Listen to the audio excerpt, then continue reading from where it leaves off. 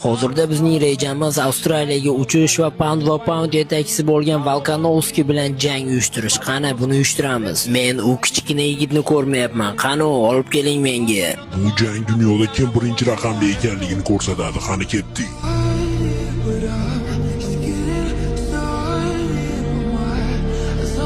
Sizga eng dahshatli janglarni, tarixiy lahzalarni eslatib keladigan kanalga obuna bo'lishni unutmang. Hozir esa biz yondiramiz. Tayyormisiz? Ha do'stlar, bugun arenaga kim aslida dunyoda birinchi raqamli ekanligini bilib olish uchun yig'ilganmiz. Volkanovski va Islam Makhachev to'qnashuvi.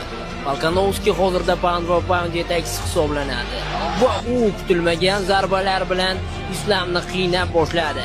Hamma o'rtadagi vazn farqi tufayli Volkanovskini juda ham oson raqib Islamga deb bilayotgandi, lekin birinchi raund Islam Makhachev kurashga kirishga majbur bo'layapti. Volkanovski tik oyoqda Islamni yeb tashlashga harakat qilyapti va mana bunday zarbalar bu Islam Makhachevni muvozanatdan ham chiqarishga ulgurdi. Va Islamni kuchi yetmayapti uni kurashga olishga, lekin shunchaki dahshat. Islamning ham texnikasiga qoyil, u boshqa dog'istonliklarga o'xshamaydi baribir. Buni ko'rimlilik jihatidan bu top boyes, top jangchi hisoblanadi. Uni haqiqiyatlariga e'tibor bering, juda go'zal. Muay Thaidan ham xabari bor. Kurashdan endi u super tikka jangda Volkanovski bilan teng jang qilyapti desam adashmagan bo'laman. Kurashda esa Volkanovskining kurashdan himoyalanishga faqat 5.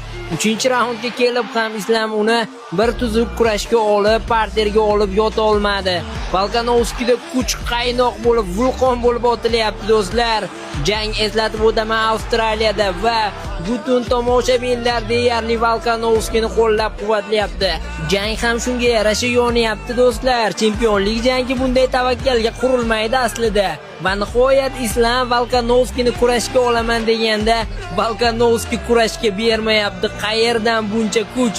Islam esa tik oyoqda ajoyib jang qilishini butun dunyoga jar solib isbotlayapti. 5-raundga kelib ham tempni qarang, tomosha qiling buni faqat. Islamda ozgina charchash bor, lekin bu kichkina yigit charchash nimaligini bilmarkan to'g'risi. Munosib jang, munosib raqiblar, munosib qarama-qarshilik. Bekorga bular dunyoni birinchi va ikkinchi raqamli jangchisi emas ekanligini yana bir bor isbotladi. Dana White maza qil, senga millionlar oqib kelmoqda axir. Volkanovski oxirida Islamni parterda ustidan turib zarbalar yo'llashga muvaffaq bo'ldi. Xo'p, Islam Makhachev